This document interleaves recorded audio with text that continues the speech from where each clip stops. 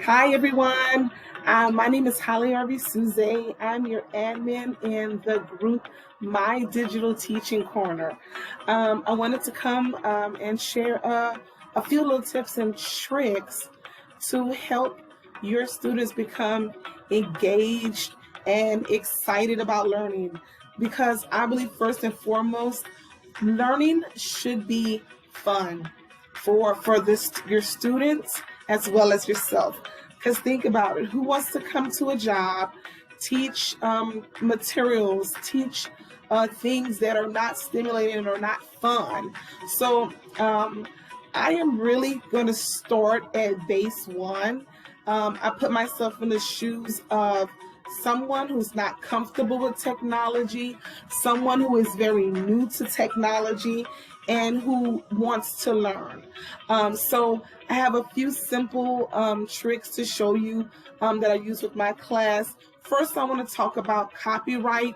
Um, there are laws against taking people's products or materials and using them as your own and selling them. There's laws against that. It's really wrong. But I found a website where you can find graphics and things just to kind of help inspire you, and just things that you can use free commercially and free personally. So if you're a TPT person, you can use these graphics in your products and sell them. You just have to say, look, I do not own the copyrights, but I have permissions. So, and then I'm going to show you a very simple thing that I do with my kids just to get them excited about their spelling words. So sit back, relax, and enjoy. So I'm going to share my screen now so you can see Pixabay. Um,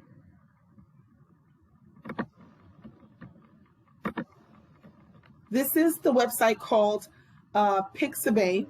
And you can go in and you can find images, photos, vector graphics, illustrations, videos, music, sound effects, and it says users. I'm not sure what that is. I've never tried that, but I've definitely tried the videos, the illustrations, the the vector graphics, the photos, the images. When I'm creating materials, and sometimes I'll just scroll in there just to get some motivation. So my thing right now is lemons, So I'll just, and it'll have tons of graphics and real photos of lemons, and I'm just looking for something just to kind of grab my attention that I might use. I may use it in my blog, or I might use it in my Teachers Pay Teachers creations, or my free things that I give in our group. But I'm just scrolling through and I'm just looking for that inspiration, because this is kind of really where I start. I get an idea and then I start looking for something that's going to grab my attention. Some type of cute little drag and drop activity you may want to do. And I just look through here. I also type in backgrounds, because sometimes that gives me some motivation, some inspiration to do something. But don't feel afraid, don't feel shy. Because we work with young children, they love the clipboard looking things. And we'd also have to show them real things as well. But I'll just look through here and look for something that inspires me or grabs my attention, and I'll run with it. And it just really depends on what you're working on. Like, bam, this picture may not look like much, but in my mind, what I see an array. I see 6 times 6 times 6 times 6. I see 6 plus 6 plus 6 plus 6. So bam, I could take this and say, oh, this is my Christmas repeated edition activity. I've done nothing. It's already there, and if you look closely here, it says free for commercial use. No attribution required, meaning that you don't even have to give credit. I'm sorry, free for commercial use. So meaning that you could take it and sell it. There are paid images on here as well, But I mean, that's up to you if you want to pay. You don't have to. There's a lot of free things. I see this, bam, an array. And, I could look up, okay, from there, all right, I can look at I'll just type in Christmas trees. Sometimes I'll look at what it says, or it says decoration, it says Christmas tree pattern. So I'll just type in now Christmas tree pattern. So I found my inspiration. Now I have an ideal. Now I'm going to look for more, because my kids, they're going to get bored if they see the same thing over and over. So we'll see, oh, bam, there's some more, not as uniform as the first one, but the ornaments. Bam, I see an array, 3 plus 3. I see 2 plus 2 plus 2. I see 2 times 3. It's whatever you, the beholder, sees and is ready to create. And super, super easy, super fun. It's not all that, no, but it's better than just putting up 2 times 3. It's better than just putting 3 plus 3. You have a graphic, you have a visual, and I guarantee you the kids are not worried about, oh, those are some funky looking ornaments. They're looking like, oh God, my teacher went above and beyond, found us some graphics, found us something that's really engaging, and I love it for it. They're going to say, you're the best teacher ever. You're the best teacher I ever had. And so I'll just scroll down and I'll look for more. I see this one. It's a different graphic. It has a totally different pattern. It's a different look, but it still falls in line with what I'm teaching. Repeated addition, multiplication. This can still tie into division as well. By the way, I teach 2nd grade, so that's why you may, I'm teaching on a lower level. I'm talking to you on a lower level. But I was thinking I wanted to show something that I use. And bam, I put a name and I put a title on it. I put an age range on it, and I just run with it. You can do it. Put this in Google Slides. You can make it even a game where they have to match. You can make it a drag and drop. It's so easy, but I guarantee you, your kids are going to love you for it. They're not worrying about. They're not worrying about how things look per se. They're just looking like, oh, I see a visual. And so I love it. So let's look some more and just see what else inspires us. And you may see something else and totally change direction of it, of what you were doing. And that's okay. It doesn't matter. It doesn't matter if you start on something and you start all over. It's all about what is going to grab your students' attention.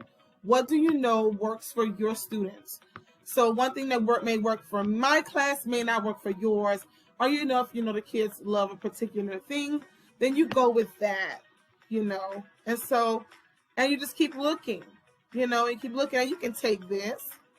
These are trees. They are colored. There's a transparent background, meaning that there's no white background or in the background. So when you're going to pop this into Google Slides, it's going to show just the trees, not that gray and white checkered background.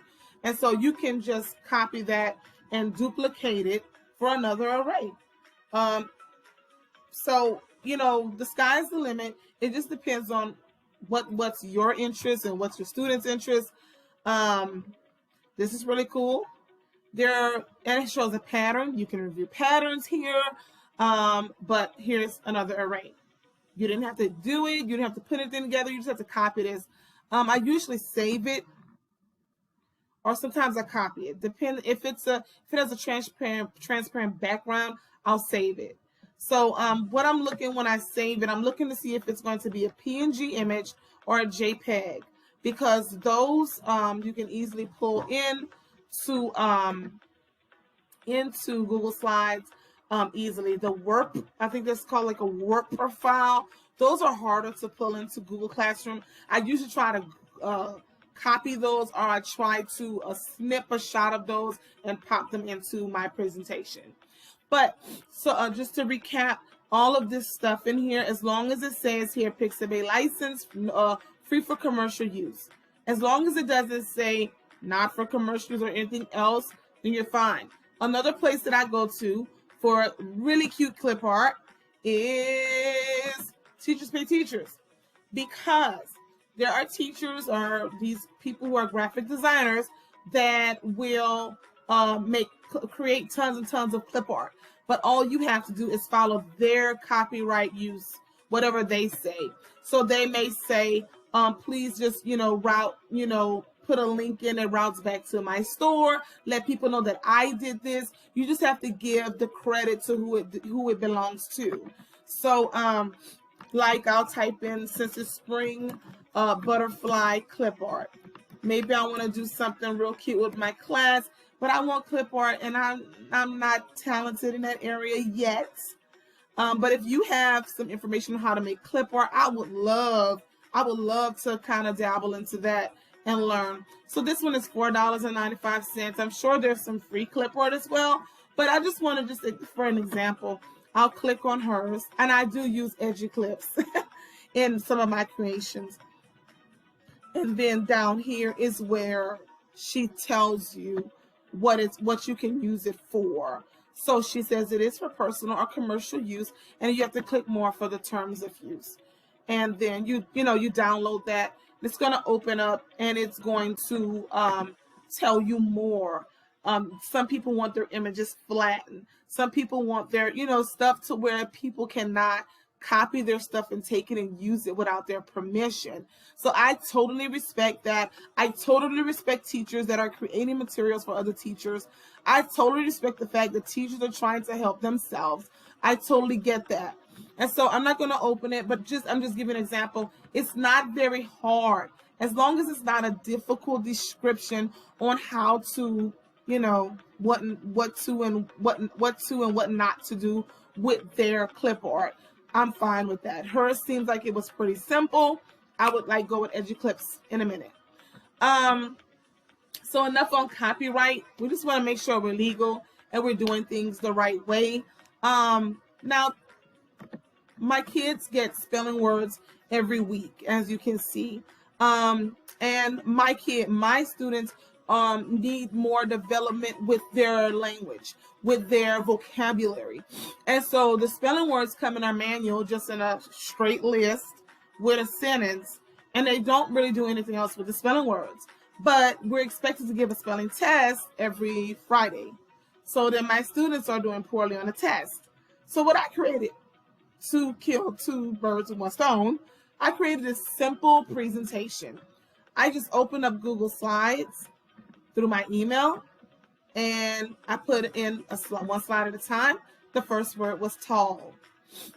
The athlete is tall, but then they get to see, okay, what tall is. I know that sounds very basic, but you'd be surprised when students come in and don't know what you're talking about. But now they can, because now they have a visual. Another thing that I love to do is add in animated GIFs. Now, these graphics, I will have to give credit to. I don't have permission to use these graphics in commercially. So I won't be selling this. This is just for me and my students viewing.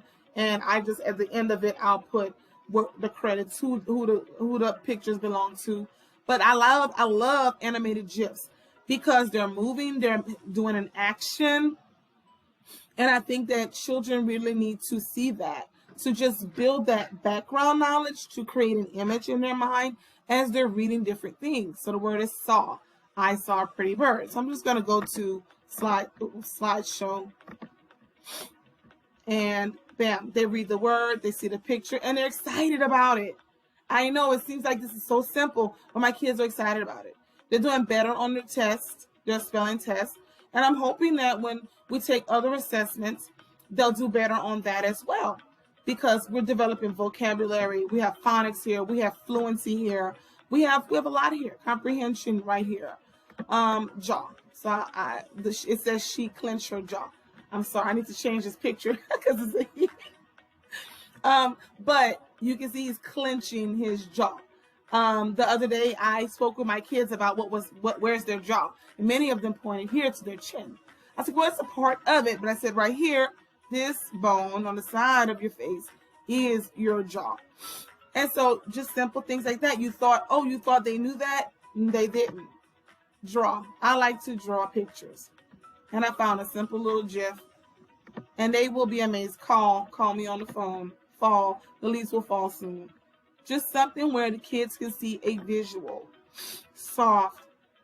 The bunny rabbit's fur was soft, and maybe you can bring something in that's soft, a stuffed animal, so they can really, feel that, see it and feel it.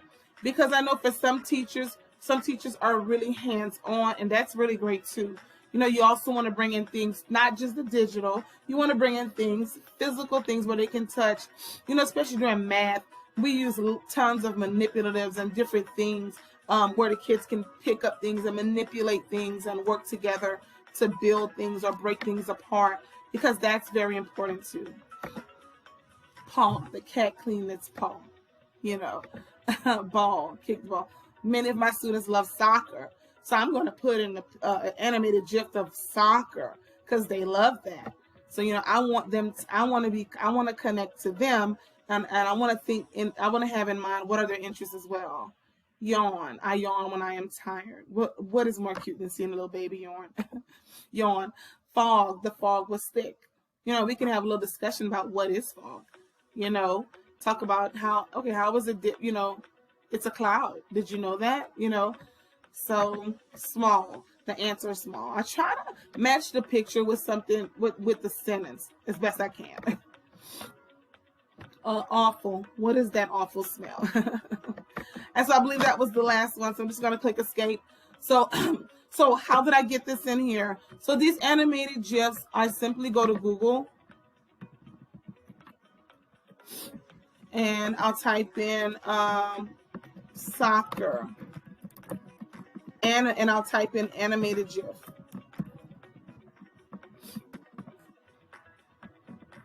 And there's some cartoons, so you can use those. I usually click on images because I love to let the kids see real people too as well. And I do cartoon stuff as well too. But it's something more exciting about seeing like a real person. See how I love that. So what I do, I'll take that and they'll be like, oh wow. And I will simply save the image as, and I'll save it under a name, soccer, and click is under background, so I'll click save. Then I'll go back to my documents.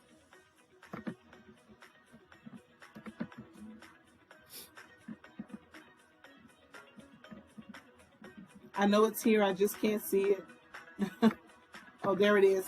I'll go back to my document, add in a slide, new slide, and then insert image, upload from computer.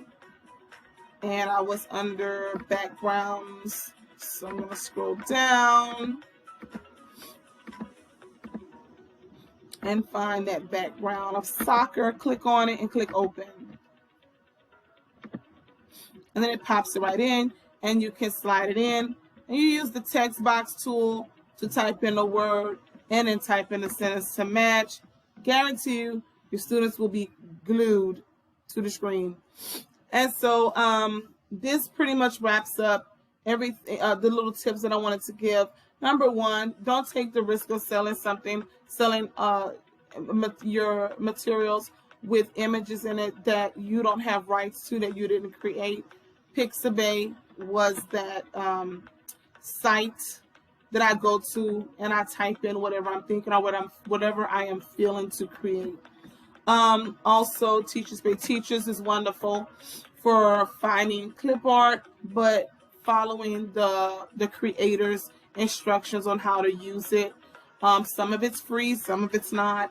It just depends on, what's your preference. And then Google Slides for developing language comprehension, sentence fluency. What else did I say? Just giving students a actual visual in their mind as they're reading. Animated GIFs, Google Slides. Put that in a slideshow and show that to your students over and over again. And I go over this slide for the whole week, every day. This same slide. It never gets tired, never gets boring. And And that's what we do. So those are a few tips just to kind of get your kids um, engaged and, make learning fun, and just a simple way to use technology. If you are a beginner, if you're a little bit scared about it, I'm not saying don't do what you do in your classroom, because whatever you do is amazing. But this is just a little added sauce. So that's all I have. But if you guys have any ideas on how to create graphics, or where else to find graphics that gives us the freedom to use it commercially or personally, please let us know. Please send the links in our group. I would love to hear from you.